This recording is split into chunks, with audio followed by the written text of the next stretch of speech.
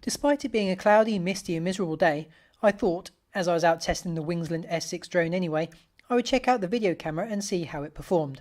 I would have preferred a nicer day with more light, but considering we have quite a few miserable days in the UK, it is important that a drone camera can also deal with these too.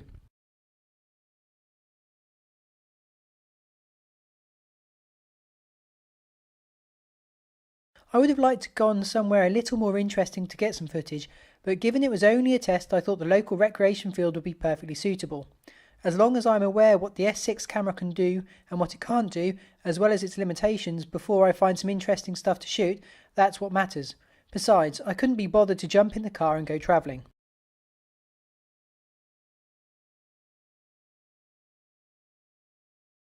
I don't have the hardware to make the most of a 4K camera, therefore I shot the footage at 1080p at a frame rate of 60 frames per second.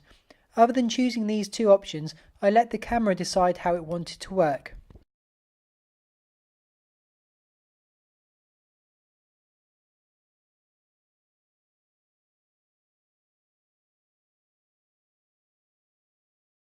All things considered, I don't think the video footage straight out of the camera and unedited is too bad at all. The colours aren't too bad, and neither is the contrast. I appreciate the sky looks like it lacks detail, but then there wasn't any detail to begin with.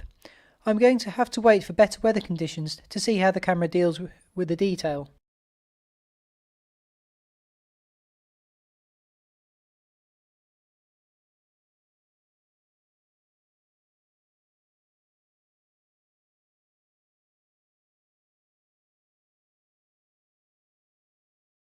I'm quite impressed with how stable the footage is as well.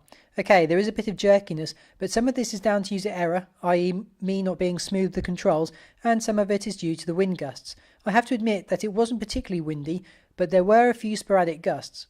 Given I took the S6 to a maximum altitude of around 35 metres, I don't think it performed too badly at all.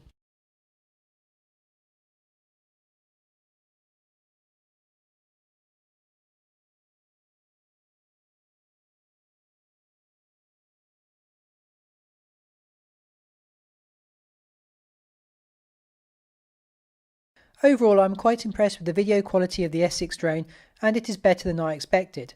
I've seen some Wingsland S6 video reviews that rip the image quality apart, and there's one video in particular where the creator mentions all of the video footage he captured was unusable.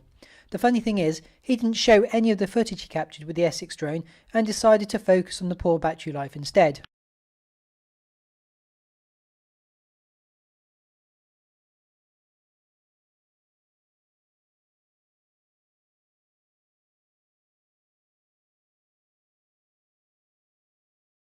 The video quality of the S6 drone is far from perfect, but you can't expect too much. I mean, it is a drone with GPS and other advanced features, and it also has a 4K enabled video camera on board, and all for a little over 200 quid. When you consider this, the video quality of the S6 drone is pretty damn good, and you won't get better for the money.